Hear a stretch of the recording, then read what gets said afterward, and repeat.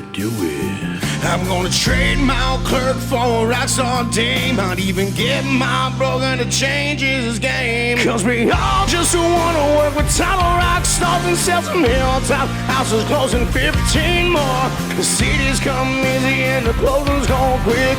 We'll all stay busy cause we just don't quit. Hi everyone, welcome to the first episode of the Rockstar Vault.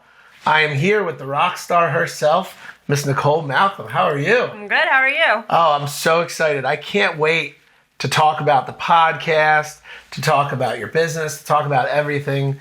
We are inside a beautiful studio that you created in an amazing space that you've completely renovated from top to bottom in Bucks County, Pennsylvania. We're going to talk about it all. I really feel like we are in the inside of your mind here in this studio. Yeah. Yeah. Is this accurate? I think so. Is this the way you think? Yeah. Yeah. The Rockstar Vault is an incredible story for both of us. Nicole and I have had a great relationship professionally, working together, title, mortgage, and we decided to pair up in this project because Nicole really wants to find a way to convey her message in the podcast space. I'm super excited about it. I know you are. I am. So it's a long time coming. Yes. Pretty awesome. And the first episode today, we're going to really get into the podcast, tell everyone what they can expect, but we're also going to talk about your story, which is one that's so incredible. A female entrepreneur with a budding business that's really found a way to take care of multi-generations of her family. So it's an awesome story. Thank you. It really is. So I say we get into it. We rock and roll. What do you think? Sounds good. All right. So let's talk about you. Talk about how we are finally sitting here in this big, beautiful building and the history of your business. And then we can dive a little bit more into the podcast and what we hope to accomplish. So tell me about your story. How did you get started in this business? So I was in the mortgage business with my family in real estate and moved over to title. Found a company to work for, learned title. Shortly after that, I started my own company. And took it from there, and it's been great. Let's dive a little deeper into that so that I can understand it. Around what age were you at that point? Early 20s, I think. Early 20s. Yeah. And no real... Actually, I take that back. I Okay. think it was like mid to late 20s. Okay. Yeah. And where are you at in life at that point? Is it married, kids? Married, kids. Yeah. I had children young. I was a teen mom, so I had some struggles and challenges, but I am a fighter, so I overcame them, and Yeah. And then I guess the question really becomes, you've never had did you have any good mentorship from a business perspective? Sure did. Yeah, you did. So Yeah. that makes all the difference in the world, Yeah. right? So that was the real question, is how do you go from somebody that worked in these businesses and really found a liking and figured out, you know what, I think I can do this. And then have the courage to take the leap to do it. So I want to get into that part of this because that's really what we're doing in this podcast. We're unlocking the secrets of successful people to kind of understand what helped them to take that leap and what helps them to continue to be successful. Because in essence, that's what really a rock star is in your mind, I would think, right? Yeah. So let's get there. So you're working in title. When you're at that company, what are you doing? Are you just processing, or are you learning the whole operations? So the mortgage experience that I had over the years really helped me to be able to understand title and certain aspects of it. It complemented it because I was in the closing department at a mortgage company. So when I went to the title company, I was processing, I was doing closings, and I just, like I said, I fell in love with it. And you got in there just out of default because family. Yeah. Right? Mortgages, yeah. And then how did you switch from mortgage to title? I got laid off at the mortgage company because of the timing.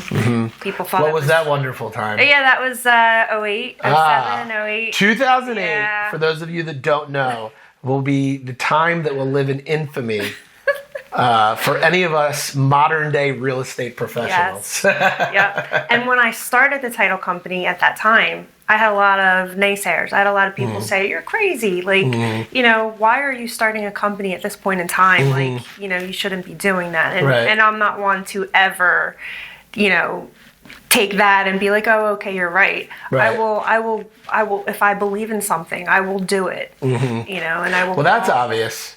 I mean, if you guys could see the space we're sitting in relative to the entire structure and building, it ain't small. Okay, and you didn't go small, which I appreciate. I like that about you. I go big or go home. I like that about you. I really do. But you're very understated. I think people don't know these things about you, which is part of the reason why you're such a good story, because you're extremely humble about the way you do things, I think. And that's a good thing. I mean, people can learn that maybe. Yeah. And that's not a bad thing to be a little bit humble. Yeah, that's true. We're in a little bit of an ostentatious business, and you know, self-promotion is part of what we do. For sure. But I think it's nice when you are successful to not rub it in everyone's face. You know? Yeah. So, okay, so you're doing this, and I'm going to get to the start of the title company, but I really want people to take account of the fact of your mindset. So you're an individual that really had no business experience, right? No, you did have business experience. I sure did. Okay, so take me back there. I've been very entrepreneurial my whole life. Oh, well, you left that out. Okay. Yeah. So tell me about that. I always had it in me to want my own company, to want my own business. I used to sell things at flea markets. Oh. Anything of note? Tie-dye shirts? Jewelry, hair, wigs. Oh. Yeah. At a very young age? No. Oh. It was like probably a couple years before I started the title company. Okay. So was that something that you found while you were doing that, or you just started off and said, hey, I want to just sell some stuff I like? Or? My whole goal at that point in time, my kids were fairly little. I really wanted to be home with them. There it is. So I was always trying to find a way. There it is. How can I not work 9 to 5? How can I make it so? And at one point, I actually was a clown. Wait. Excuse me. And this happened because I promise you, folks, if we can discover the pictures, they will show up in the post edit. I have pictures. I was actually pregnant with Tommy. You were pregnant with Tommy, and you were a clown. I was pregnant with Tommy. And no one would have guessed the clown. Yeah. Wow. Well, this is why. So I worked at Toll Brothers in the conveyancing department, and I was always looking for ways to make extra money. So one of the things that I found out about was to work at the places that they had for sale, like the communities, on the weekends, and help out and host. So this girl comes along, and she was probably in college, and she was dressed as a clown, and she was doing the party. And I'm like, what do you get paid to do something like that? And she told me $85 an hour. And I'm like, damn. I'm like, I could dress up. You know what? Like I could put on the Ronald costume. Right? So I'm like, all right, I'm going to do this. So I actually went to Joann's and I bought fabric, awesome. sewed up an outfit, bought a wig. That's awesome. And the hardest part about that whole thing, and I did weekends, I put an ad in the paper, and I was making a couple $100 a day. That's pretty progressive. Saturday and a couple $100 on Sunday. So I'm like, this is great. Like, I'm making extra money. I'm about to have a baby, Yeah. So the hardest part, believe it or not, was driving to and from the jobs with a car that did not have tint on the window, and people were laughing at me. But then I'm like embracing it, because you know what? At first I was really uptight because I'm like, people are laughing at me, but I'm like, I'm in a position to make people laugh. Yeah. So it actually helped me come out of my shell. Interesting. And you know what? Do you have that clown costume somewhere as inspiration? I think I got rid of it, but I do have pictures. I'll share with you. Oh, I'd love to see those. I think maybe just for like a sense of inspiration every once in a while. Yeah. Make someone dress up like a clown. And I'll tell you something funnier. I had Brittany dress up like she was 10 or 11. She hated it. And I said, it's great, marketing, like my little mini me, because she looked just like me anyway. So I dressed her up like a clown too, and that only lasted a couple times. She was like, no, I'm done. That's awesome. So we got the clown. Yeah. We got the flea market stuff. Yeah. Did I miss any details before we got to the title? Yeah, I mean, my parents were in business for themselves. My aunts and my uncles. Were your parents mortgage? Mortgage. Oh, your parents were mortgage. Yeah. Oh, I didn't get that part. Okay, so that made sense. So you had no choice but to acclimate. Yeah. Right. So okay. So let's get back to that part. So you're doing the mortgage. You get laid off by your parents? No, so I was like, no. Wow, that's cold. No. So my parents parted ways, they Okay. split up, they got divorced, Yeah, and yeah. my mom was working for a big company, Okay. of which she got me a job, Got it. worked in the closing department, and got laid off. Got it. Yeah. Got it. And then, so at that point, you contact a title company. They had an opening. And then when you started in title, what do you like? Talk about the evolution of what you learned, and then walking our way up to then the moment of, aha, I can do this. So like I said before, I used what I already knew to complement what I was doing in the title. So it was pretty easy transition for me to learn the processing and learn just the basics of title. Right. And then What didn't you know? lots of ins and outs with like inheritance tax and like the intricacies of what you deal with on a daily basis with title. Because it's funny. Highlighting title, for example, for a minute. People, it can be tough to articulate to people that aren't in the space or in the industry to understand the importance of title. Yeah. Right. So my question would be, in a sentence, tell us what title is. Title is protecting your biggest investment that you'll ever make in your life, most likely. We protect you by checking everything that's been up probably 40 to 60 years back. So we're making sure your judgments, your liens from previous owners, inheritance tax issues, possible other heirs that may, have not shown up, stuff like that. That basically, we check, we review, we make sure that all the risks are addressed. Now, you do have small areas where things happen, things slip through the cracks, and that's, that happens. But it's our job for risk assessment to make sure that your biggest investment is protected. Yeah. And then do you guys deal outside of, this is a naive question, there's boat title, car title, any of that? Is that totally separate? No, that's separate. Yeah. Okay, that's a totally Usually when separate. I tell somebody I'm in a title, in industry, they're like, oh, car titles. Yeah, okay. Yeah. They don't get it. So. Yeah. Interesting. Yeah. No, it's really interesting. And then, so the things that I guess that you didn't know when you got in there, you started to master. And then you said you fell in love with it. Yeah. So, excuse my French, who falls in love with title? Well, anybody that really knows me knows that I'm like, I love investigating. I love, like my kids say, like, mom's the FBI. Like, if there's something to find out, I will find it out. Ask them about their teenagers and growing up. Oh, boy. I would always find stuff That's another out. show. Yeah. That'll be good, though. Yeah. It was very intriguing for me to be able to investigate and look into things like and just the satisfaction of finding the answer and being able to rectify something like that makes sense. say like an old mortgage, like Yeah. like that's just rewarding to be able to get that cleared off of a record. That makes sense. I can see that.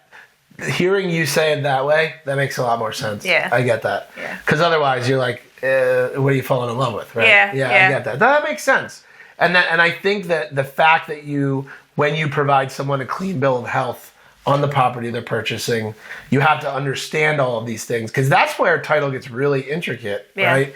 And that's where a lot of people really don't understand the value that you guys provide, because you really can't insure a title unless you know it's clean. Right. Right? That's right. So that part makes sense. Okay, cool. So now I want to get to the cool stuff, which is I'm doing all this work. I'm seeing what's going on. I now all of a sudden you're like one day, wait, I can do this. I can work for give me that moment. Yeah. So I was doing a lot of closings, and it dawned on me, like, I could be doing this like full time, doing it all on my own. And I really am not the type of person that wants to answer to someone as far as like a boss. I want to be my own boss. I want to do my own thing. And is that inherent, or is that life circumstances? A little both, I guess. I'm only asking because I have a 4-year-old daughter that refuses to do anything I tell her, right? But that has nothing to do with life circumstances, because she gets everything, right? So I was just wondering if there was something you had always had, or that you've been given the the wrong end of the stick in life in certain scenarios that maybe have built that up inside of you. No, I think it's. I think more so it's built in me. Got it. Yeah. Got it. Yeah, because even as a kid, I was like, "Don't tell me what to do." Yeah. Yeah, I dig it. Yeah, I get it. Yeah, all right. So you're doing these closings, right? Mm-hmm. When you are ready to fly the coop and go on your own, how well prepared are you? Do you know how to do everything to get it in operation, or you're like, screw it, I'm going to figure it out? Yep. Screw it, I'm going to figure it out. Screw it, I'll figure it out. I knew how to do the basics. And, I did investigate. I did research on what does it take to start a title company. And give us an idea. Is there a certain amount of liquidity you have to have? Do you have to be set up with the underwriters and this and that? Yeah. For people that don't understand, what's involved with getting that set up? You need to start an LLC or a corporation. You need to get a title license. You need to pass the test. And is that a separate whole a body from the individual states? Is that like an insurance license? It's an insurance license. Okay. Yeah. Got it. Okay. So I actually met someone who was an owner of a title company that was struggling and asked if I could help him out. Oh. So I was doing like 1099 contract work for him. And struggling how so? To keep up with it? Or? Well, because he didn't have a whole lot of experience at that point in time and needed somebody that knew a little bit more than he did. So I said, okay, this could be good. So I went and did some stuff for him, and then I was like, I'm going to start my own if you want to be my partner and we can do this together. And he said yes. And, we had a couple good years, good run. And then he parted ways with me. I parted ways with him, and he has his own, and I did my own thing. So let's talk about a couple different aspects of this. You get started,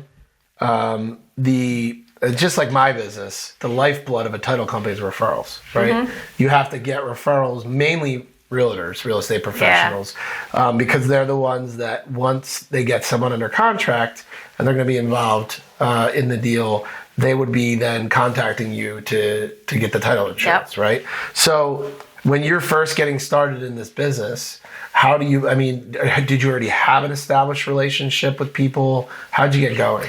So being in the mortgage business, I did have some relationships. Yeah. But you're not just going to, oh, hey guys, even though you're my contacts, they're just going to give me their business. Right. It doesn't work like that. Even though we had great relationships, it just doesn't happen. You have to There's earn very it. few businesses where I think it's kind of like when you watch these glamorous real estate shows, right? It's just the light goes on. No. Yeah. It's a long, slow burn till you can earn someone's ability to give them your business. And then when you get it, you have to retain it, right? Yep. It's like this vicious cycle in this business. But what did you find? You said you had success out of the gate. And I guess my question also is, financially, where are you when you're getting started? Do you have the luxury to mess around, or are you no? Are you scared? Yes. Are you nervous? Financially? Yeah. Where is your mind at that point? Clown suit down the title. Showing up at closings like that, that'll work. Right? Oh yeah, I forgot about that. So did you have immediate referrals? Was it that quick? No, but the partner that I was with had some business. Okay. So that's, that kind of helped us stay afloat. Yeah. So, yeah. But, it did take time. Yeah. To develop. So what was your spiel? What was your, I got to understand. If you are not there, you have to get there. Yeah. So what did you have big breaks with certain realtors? Were there certain, give me some stories. I want to understand how you go from 0 to 60, Yeah. So his office was in a row home on a corner on the boulevard. And my thought process was if I'm going to make this work, I have to be inside a real estate office. Because even though if a real estate office has the relationship with a title company, me being in an office that does not have a presence of a title company, it's going to eventually come, right? So I sought out different real estate offices that might be open to that, and I found one, and we rented their office space, and eventually ended up getting their whole account. So it's interesting. That is a very common model in real estate. It's actually one I struggle with because I can't stay anywhere. Like, I actually think I'm in prison if you're like, okay, man, like, let's rent out a space and you're going to stay there all day. And as they come in, say hi. I can't do it. And maybe that's to my fault. But we did happy hours. Yeah. We did socialization stuff. Did you happen to get into the right office? Was it a busy office? It was busy at that time, yeah. And how did you pitch it? Were you just like, hey, you want to hook up or Well, link no, up, I mean, the broker of that office said, I'm going to give you the ability to access my agents, and it's up to you if you want to develop relationships with them. But that's an interesting, like, that would have been, to me, a very highly sought after by other title companies, or were they not doing it? It was 2008. Oh, so it wasn't common.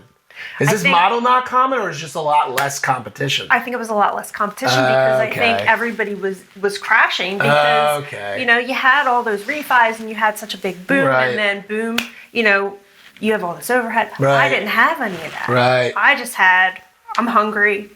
I want business. You know, what do we have to do here? So, and that's an interesting point, especially with the cyclical nature of the business we're in. Even now, it's tough. It's tough. Statistically, you know, you have very few closing most, of the deals, which is normal. But when the markets get easier, more can eat, right? But you just happen to get in at the right time, and now you have to weather the storms, right? Which we all do. Interesting. So you get into this office. As soon as you get into the office, you're given an opportunity, but it's up to you to establish the business. So what do you do? How are you getting the business? Just being in their faces. And doing what do you do? People are coming in, having, you know, hey, how you doing? Talking to them, setting up the happy hours, and then getting to know them, you know, and so was that one, did you focus heavy on that one office? And that one office was big enough to bear the fruit? Right? And then, they did have another office too, which was pretty good too. So you're doing really well. The model at that point is establishing the rapport, spending the time to develop the relationships, slowly turning all of them, which again is a waiting game. If you have to pay bills, it's hard. It's very hard to not put the need financially in front of the organic development of the relationship. Because some of them come in with pre-existing relationships too, right? Okay, so that's going. How long of a period until that tips? I want to say it was probably a year. And that's just you showing up, them seeing you there all the time. And then so that model works. You're getting busy. Now what? My mindset has always been, how can I get more business? I don't want to keep all my eggs in one basket, because you know what happens when you do that. You know, that basket sinks, you're sinking. You know, and that's not who I am. I want to make sure that I have all bases covered. So I continue to go out and try to get other business. And the relationships that I developed, a lot had to do with listing sites. So when I had the relationship with these realtors in this office, I would try to develop the agents that were on the opposite side. And it was successful because they saw how we worked. They saw that we did a good job and that we were, you know, on point, and they wanted to work with us. What does that mean, on point? That means we would do our job and did it well and didn't miss a beat. But doesn't everyone do that? No. Okay, I'm just curious. I'm just asking you. I mean, doesn't everyone in that line of work, kind of like in mortgage, you're expected to close? Doesn't everyone close well? No. I agree. I'm just asking you the question. Not all title companies are created equally. But it's, I mean, most people think because you wear the hat and you have the badge and you call yourself that you do it well. It's not true. No. It's not true at all. Especially in all of our lines of work. And I call it the micro details. I think the micro details are what people don't realize can separate people. You know, the call, the email, the extra notification, the insurance, and the peace of mind you're giving to everyone that it's done, it's taken care of. And I'll tell you what I thought was the biggest thing when I got, and tell me what you think. I think it's accountability. Because 100%. people do things well, but when they don't do it well, how often actually fall on the sword? Right. Not many. Right. Not many. In fact, most run, I found. Yeah. Yeah. And I was the opposite. When I first got in, I would be so scared to mess up that if I messed up, I did it. I'd give commissions back. I gave commissions back. And you know what? If anyone were to ask me what's the one thing that has made me where I am at today, it's accountability. And it's so hard for people. It is. Because they don't want the humility. But if you're going to have any integrity, you can't just take the win. You have to take the F up. Yeah. You have to. Yeah. And do it with grace. That's right. Because otherwise, no one's going to have the trust, I think. Mm-hmm. You know? So, all right, interesting. So you're building this, you're going, more mentality. What are you doing? So the first model was to be set up in the offices. Are you doing more of those? We did do a few more. So is Nicole, yeah. like Monday, this office, Tuesday, they're like, what are you doing? No, that was later. Okay. That was later. Okay. Yes. So I did actually end up setting somebody up in a couple offices. So at that point, you hired other people to then go and do it. Yeah. Okay. And that was out. after me and my partner split up. Okay. So you, in the very, very beginning, it was you physically in the office doing that stuff and building those relationships. And what your partner probably didn't realize is you were the business because you had the relationship. Yeah. Right? Because that's the one thing I think people underestimate. What's the most valuable asset? It's the relationship. Yeah. Right? Yeah. Because you can call it whatever you want and walk away from it all. So, okay, at that point, when you're ready to go away from your partner, how many active relationships do you have at that point? Like, what kind of numbers are you doing? Yeah. We had a number of relationships, and there were a few that went with him. Right. You know, of and a course. few went with me. Of course. But, yeah, it was... What was the reason for the split? Does it make sense? It was just, I think, for the best. Yeah. It was for Well, I mean, I'm not asking you to give the details. I just meant at that point, did you both feel confident enough you'd be okay on your own? I felt confident that I would be okay on my own. Got it. Yeah. Got it. It just made sense. Yeah. Okay. Financially, when you make that decision, are you in a much better shape than you've been? Are you in a really good position at that point? But I got to be honest, I was very afraid. Yeah. I was very afraid to split because having somebody there with you as a partner to share in, the questions and the decisions was comforting. Right. And then to actually step out and do it on my own was fearful. I was fearful. I think you like the fear, though. See, I think that's what I'm understanding about you is that if it's not stopping you, you're embracing it. Yeah. Right? Yeah. Because nothing's ever made you that fearful that you haven't done it. At least not I do yet. it afraid. But I think you like it. But I think a part of that is maybe the edge for you. Yeah, you know? you might be right. I don't know. That's the sense I'm getting. Because every time you've been afraid, you're just doing it. Yeah. Right? And you're doing it because you have to have some level of confidence. Otherwise, why would you be doing it? Yeah, true. Right? That's true. I think you're living on the fear, man. The adrenaline. I think the you're rush. living on it. So financially, and again, I'm not asking for your bank account. I'm just wanting to know. You're starting out as a person working for somebody. You're starting a business with no money. Mm-hmm. At what point do you start to gain financial independence in that process? Like time frame? Yeah, like in the first year of the business, the first year. For me, it was in the first year. And is that because of how successful you were becoming? Was it more money that you had ever made in your life? Tell me, it was just more money. It was more money. Did you know that was going to happen? Did I know that I was going to make more money? Yeah. Did you know it was going to be that much money? Yeah. You knew that? Yeah. Was that the drive all along? Because you had seen it? Or was it just that you knew how to do it well? I think the drive was a number of things. I think it was not just the money. Right. Because, my father always told me, being in business, he was always good at giving advice, just not taking his own. Yeah. We all are. He always told me, do your job, do your career, and the money will follow. Right. Don't worry about the money. And I stopped worrying about the money when he told me that. Yeah, but my question is, putting all the BS aside, did you know how well it would pay?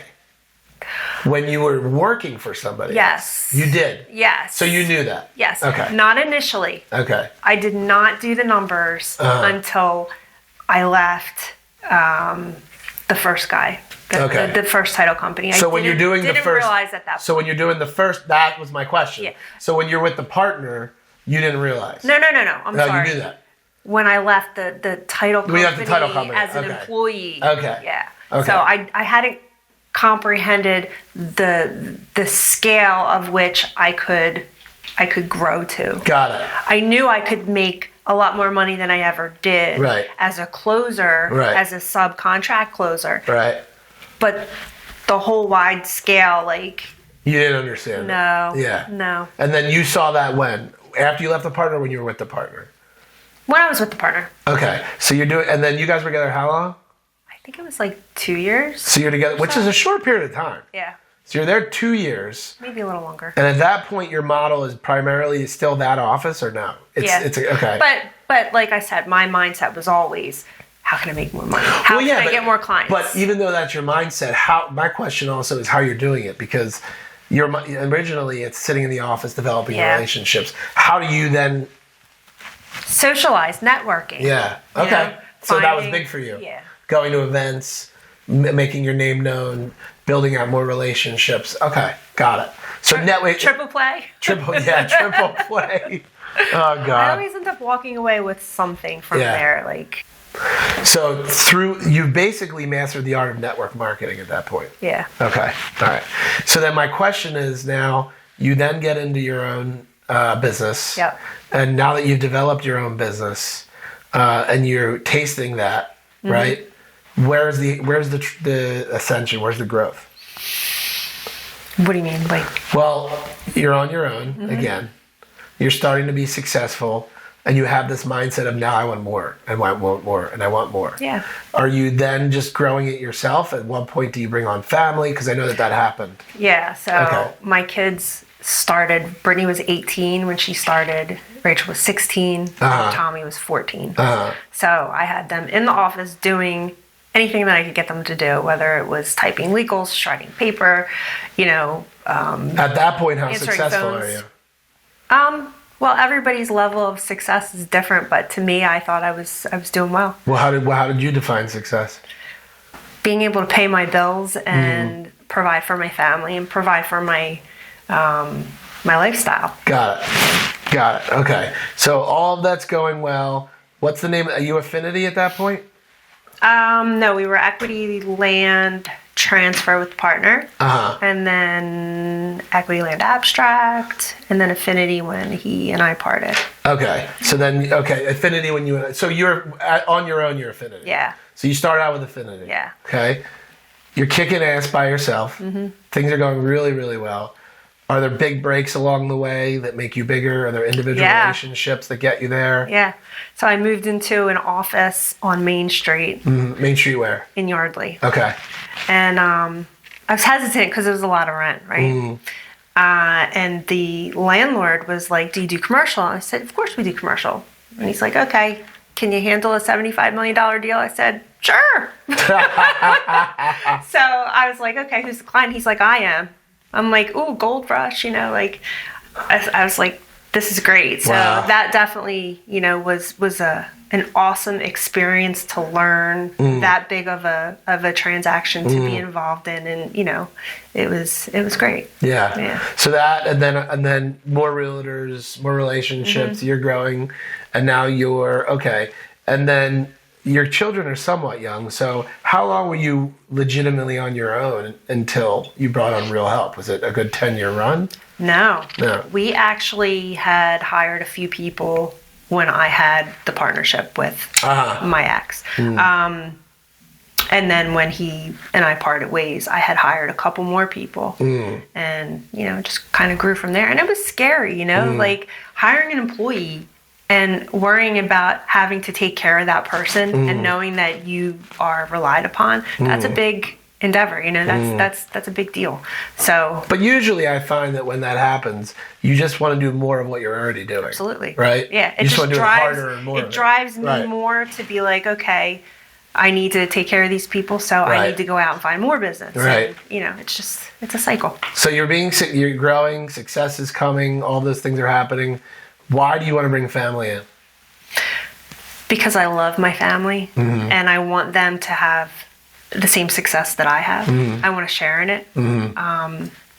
And my family, not to be biased, but my family is super smart. My kids are super Mm-hmm. You can be biased. smart. That's okay. They're all very bright and intelligent, and know the title business at this point in time, inside and out. Do they have to earn their position here? Yes. Mm-hmm. Yes. Yeah, meaning that everything is earned in terms of given a spot in the company. So, I gave each one an opportunity. What they chose to do with that opportunity was up to them, and each one of them totally embraced it and ran with it. And it's a prideful moment for a mom to see her kids, I think at the end of the day, it's one thing to give them things to say, hey, don't worry about it, you're fine financially, but to teach them how to survive is a whole nother level. Yeah. And then it's interesting. So you now develop this business, it becomes successful, you teach your children, it's enough to take care of them and their families, which is extremely rewarding. I mean, the one of the most difficult things is not just to succeed on your own level, but to have multi-generational, which is another amazing thing, right? Which you didn't know about. You just I'm just going to put my head down and work, right? And now that you're here, right, and you developed where you're at, talk to me about the next levels of success for you and growth and where you want to see things go. You mean as far as from here on out? Yeah. The way that we are structuring our company at this point, it's bigger than it's been. And how many employees are you on now? We're at right now, I think 12 or 13. And I would love to see it continue to grow, and get larger. And you guys handle, I always, awards, what are you, at least probably in the top, and I know in Bucks County. With the underwriters, yeah. So like in terms of your overall volume, you're one of the top in Bucks County. I think the one award was like one out of the top 20 or something like that. Yeah. Yeah, so like I know you're very high up in there. And then the goal, obviously, is to continue to build more relationships and get more referrals. Yeah. But now you've started the podcast as a symbol to do what? Why are we doing this? We are doing this because I want to network. I want to expand into the social media market. And I want to put myself out there. I want people to get to know us as, who we are as a family.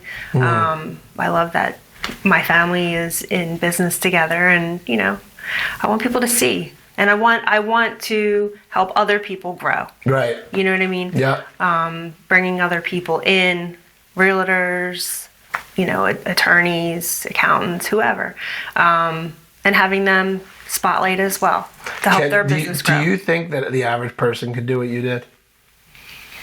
No. Why? Because I think everybody has something within them that either stops them or provokes them to keep going. And I don't think everybody has it. I think there's a mindset of the 9-to-5er, and I think there's the entrepreneur mindset. Not everybody has that. And what do you think out of everything in life, what was the main reason that you got to where you are? Determination, and I wouldn't quit. People telling me, no, you can't do that. That just drives me. That just drives me. I love it. I think it's a great story. I'm glad we were able to tell everyone the story. The podcast is exciting to me because I think you will grow with the growth of the podcast. Yeah. Because more and more, I think you have a beautiful story. I think you're an incredible person. Thank you. And I'm hoping that this tells people more about that, and we get to show it to shine. And for now, I'll be Howard Stern. You'll be Robin Quivers. We'll figure it out along the way. I'm excited for people to watch more episodes and meet the people we bring on. And the Rockstar Vault, I think we just did it. Pilot episode number 1. Yeah. Sounds good. All right. Check us out for more. See you guys soon. So how you gonna do it? I'm gonna trade my clerk for a rockstar dame. Might even get my broker to change his game. Cause we all just wanna work with title rock stars and sell some hilltop houses closing 15 more. The cities come easy and the closings go quick. We'll all stay busy cause we just don't quit. And we'll